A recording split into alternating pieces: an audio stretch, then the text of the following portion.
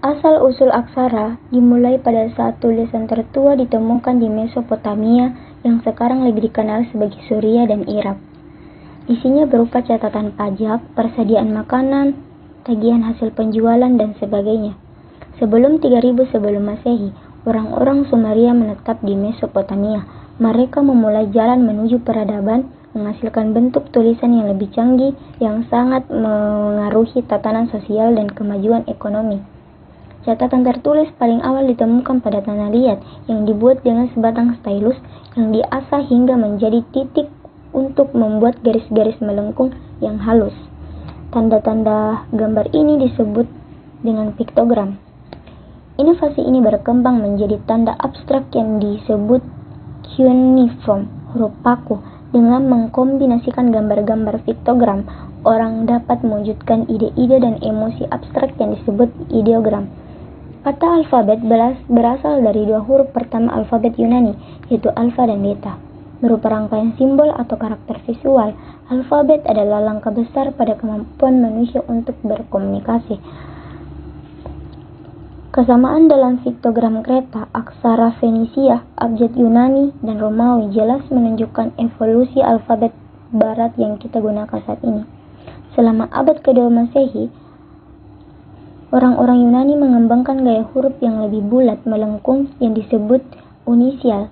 Dengan menggunakan karakter ini, teks dapat ditulis lebih cepat dengan goresan yang lebih sedikit. Unisial juga menunjukkan bagaimana alat tulis dan media mempengaruhi bentuk tulisan.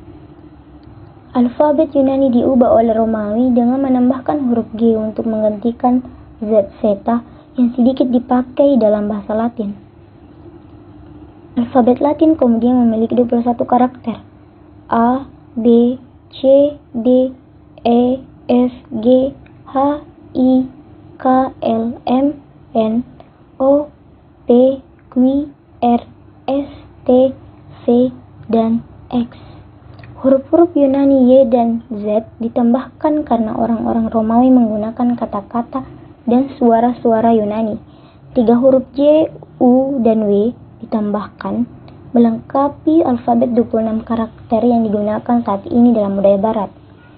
Alfabet Romawi memiliki 2 bentuk utama yang paling penting: kapitalis kuadrat persegi kapital dan kapitalis rustika. Bentuk huruf ini meringkas ruang dan lebih mudah ditulis.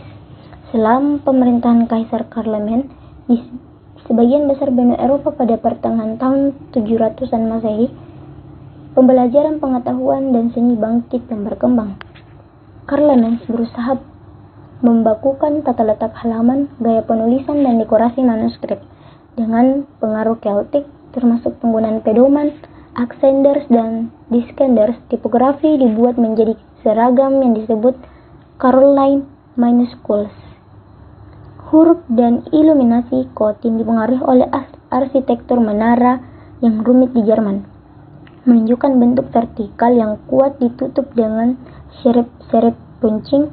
Ruang antara huruf dan kata padat, rapat, dan bentuk bulat semua dihilangkan. Tipografi tekstura adalah nama untuk jenis huruf Cotin karena tekstur hitam yang pekat dari halaman.